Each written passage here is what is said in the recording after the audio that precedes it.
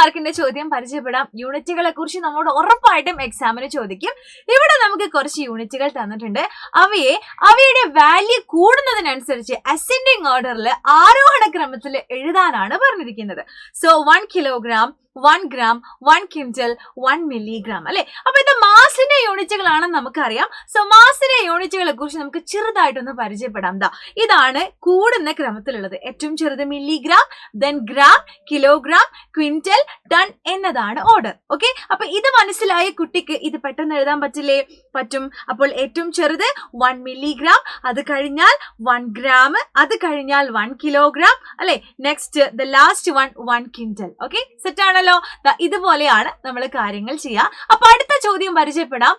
Millimetre, AU, centimetre, micrometre. ഇത് എന്തിന്റെ യൂണിറ്റുകളാണ് നമുക്കറിയാം. ഇത് ലെങ്ത്തിന്റെ, നീളത്തിന്റെ ഒരുപാട് യൂണിറ്റുകളാണ്.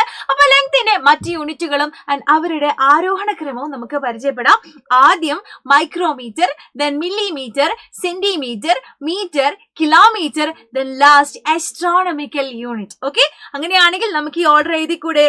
ഏറ്റവും ചെറുത് നമുക്ക് ഇവിടെ തന്നിട്ടുള്ളത് മൈക്രോമീറ്റർ. അപ്പൊ 1, നെക്സ്റ്റ് മില്ലിമീറ്റർ 2, അടുത്തത് സെന്റിമീറ്റർ 3, അടുത്തത് ആസ്ട്രോണമിക്കൽ യൂണിറ്റ്. അപ്പൊ ഇതാണ് ഓർഡർ. ഈ ഓർഡറുകൾ നിങ്ങൾ കൃത്യമായിട്ട് പഠിച്ചു വെക്കണം കേട്ടോ. അപ്പൊ അടുത്ത ചോദ്യം ഇത് ഞാൻ ചെയ്യില്ല, നിങ്ങൾ ചെയ്യണം. ആൻസർ കമന്റ് ആയിട്ട് അറിയിക്കുക. And this is the order. Okay, thank you so much.